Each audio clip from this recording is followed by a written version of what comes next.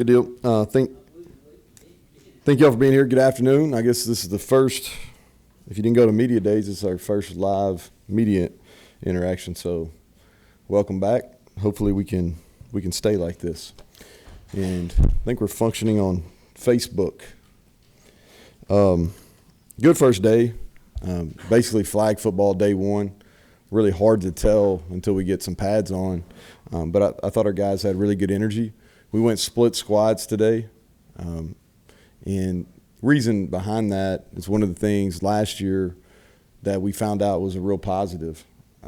We had to do it over a 2-week period last year. We're not going to do that. I think we've got 4 of them scheduled in total. But what we found out, and it did carry out today, is the guys are out there for a shorter amount of time, but we get more total reps. And our young guys, it really helps them because they get one-on-one coaching. They get more reps. I think you always learn better by doing rather than watching. And so we went to 2 practices. It's harder on the coaches, but I think it's better for the players. Tomorrow, hopefully, we'll have a good turnout for Fan Day. I know our players are excited about that. The entire practice will be open. And so we'll be in the stadium, and I know our guys will have some good energy. Welcome. We have ladies huddle tonight, so I know the women are happy to get back, and we'll showcase this building for them tonight, which will be fun. I'll hit a couple things here. Right now, the following guys are out, just so you know. You'll be out there tomorrow, and you'll see it, just to give you a heads up.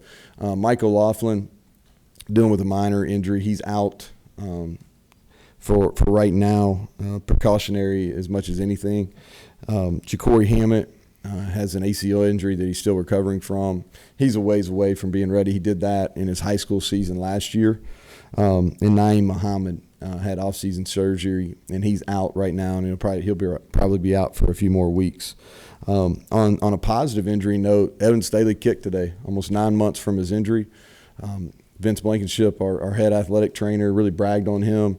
As good as a rehab process as he's ever seen. He's been doing rehab and physical therapy for a long time. So proud and happy for Evan. Come back. He's a super senior, and we put pressure on him today at the end of practice, and he made the kick. And so excited for him. You know, we'll probably get some questions about COVID. I'll say this: it's still alive and well. You know, unfortunately, I think that we're still using a lot of precautions. We have a high number. Almost every staff member is vaccinated. A high percentage of our team is vaccinated, but not everyone. If my preference would be for everyone to be vaccinated, but each individual has a choice, and we don't have 100% at this point. And so, what we're doing is the unvaccinated are still wearing masks, and we're being careful. And anytime we have interior meetings, we're social distancing, and so we're still taking it serious. And I think with the Delta variant continue to grow nationwide and here in West Virginia, we'll continue to proceed cautiously, and we'll have the same approach we did last year. We have plans in place, and it's all about safety and wellness. And if we have to adjust, we will. But that's how we're carrying on right now. So with that, I'll take any questions. Coach, newcomer Stewart here, I guess specifically Jalen Anderson. Yeah, Jalen is not here. Jalen Anderson's not here. Everybody else is here. That y'all have heard about being here. Everybody else is here. Not sure when Jalen will arrive. We're still hopeful that he will.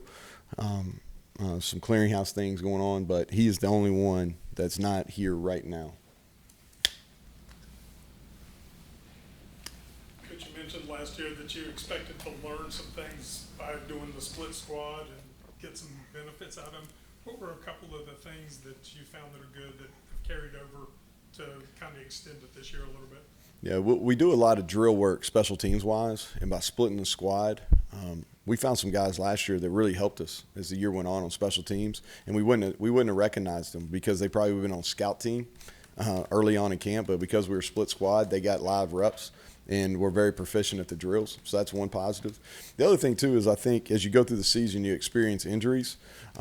We're back under the old, the normal rules where you got a 4-game red shirt. I think what I project happening is these young guys or first-year players are getting a lot of quality reps that they're logging.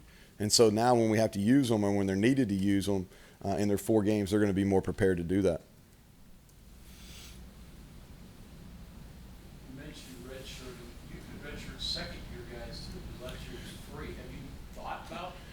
So what we'll do is, this is kind of my approach on camp, is from now until the 24th of August, we're in camp mode.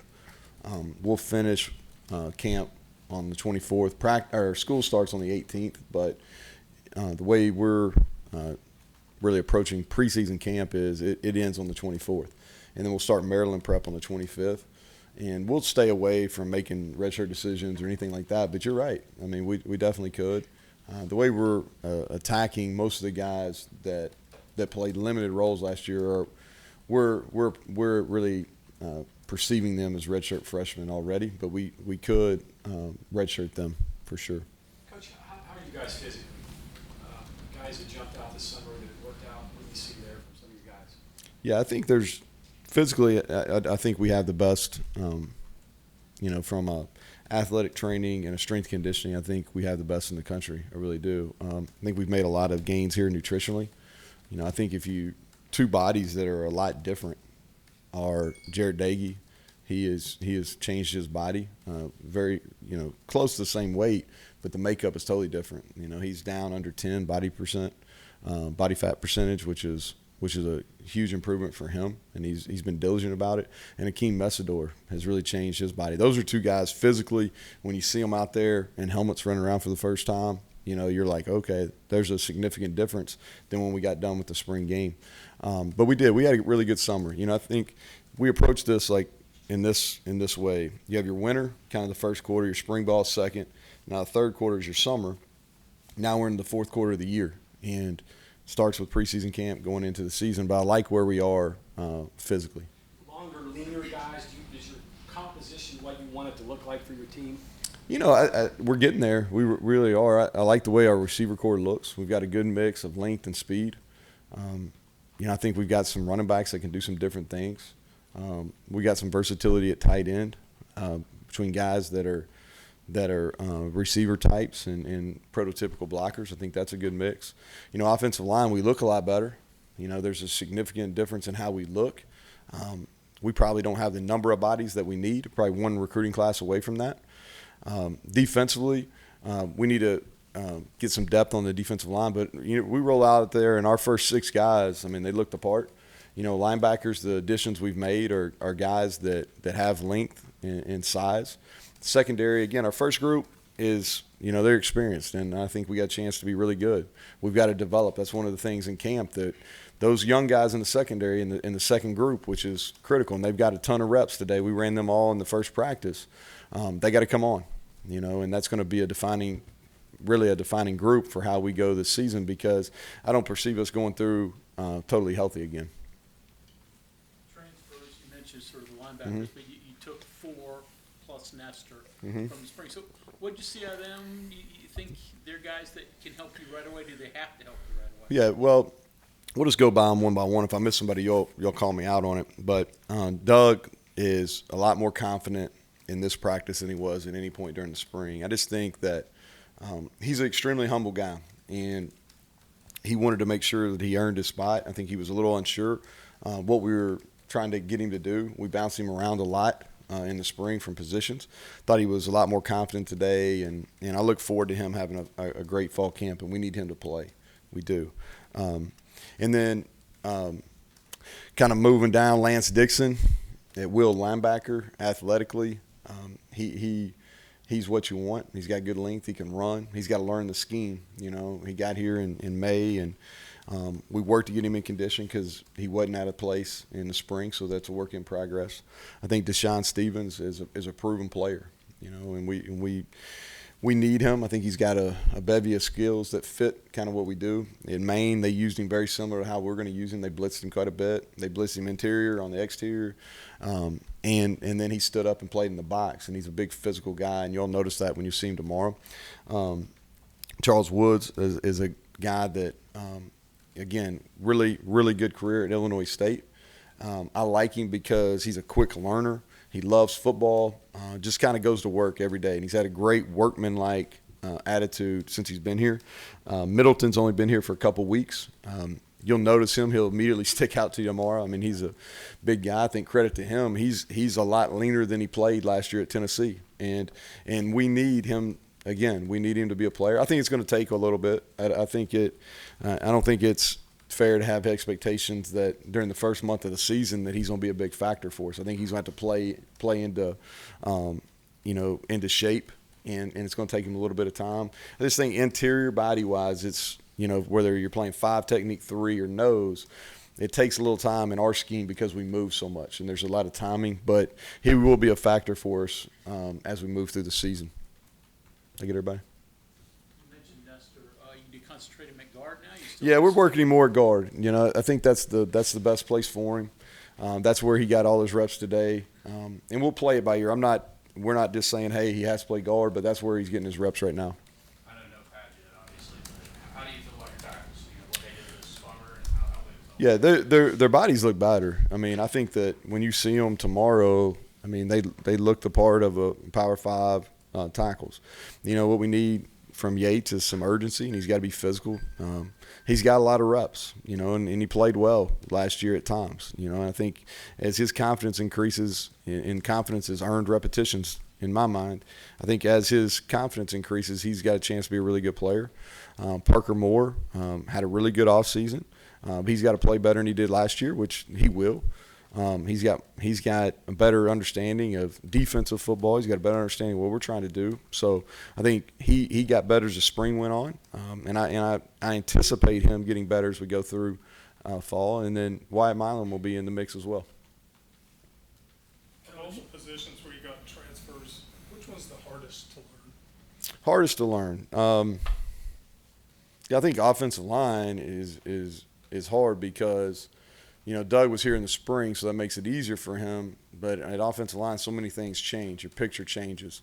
Defensively, it's a little easier to play earlier just because, you're dictating, which direction you're going, things like that. I think the interior of our defensive line, the 3 D-line positions, it takes, like I was saying earlier, it takes a little bit of time because we move the front and we play so many games. There's a lot of timing that goes into that. Didn't even know if you're going to have a football season. Now you obviously know you're going to have a football season. You have a full summer, and you have a newly renovated home. Have you noticed maybe a difference in attitude around your players and your staff heading into this season as opposed to last season? Yeah. Well, if you remember last year, we had so much energy because people have been cooped up, and we were just, that was something that probably doesn't get talked about enough last year, but in so many things went wrong and we had to change. But there really was a joy about playing early. Now, as the season kind of grinded on, it really wore on the players because they never got any reprieve and they didn't get a break, So, but that joy was there early in fall camp because they were just excited to be playing, excited to be around each other. So it's different in that, our guys look forward to practice. We gave them some time off. They had about 6 days off before we started fall camp. And I think that's always a positive because you get, they kind of wrap up the summer, get a chance to take a breath, come back. But I think the difference in our team this year is we've got a good mix of veterans and youth. And I think that our youth are hungry, and our leadership's better than – and that's not a knock on anybody that's been here before. I just think our leadership – has now been in our program now for going on 3 years, and they got a better understanding of what we're trying to do. How have you addressed the conference thing with your team? We talked about it real early, and here's what I said, and I'll say this publicly, is I have no crystal ball. I have no idea how it's going to play out. What I do know, though, is West Virginia, for a really long time, has been in a bunch of different conferences but played at a high level. And the success of our men's basketball program and our football program will dictate that we'll be in a good landing spot. Now, I can't project what that looks like for the foreseeable future. We're in the Big 12. We're getting ready to play in the Big 12. And we're happy members there, and it's not gonna affect anything that we're doing this year. We're gonna play the same schedule. So that's the way I talk about it to our guys is, hey, we've had several different conferences. The one common is we've always played football at a really high level here, and we've handled those changes, whatever they may be, and we'll do that moving forward as well. And not to fixate on Middleton because he's been here so briefly, but just his size is different. Yeah, it's What good y'all length. have. Is he such a talent that he could fit in with what you all do as is, like the first 2 years? Or can he kind of give you some versatility where one person can give you like a different look or a different element? Yeah, well, him and Sean Martin are built very similar. So they're going to give us an opportunity as Sean matures and Middleton gets an idea of what we want to do.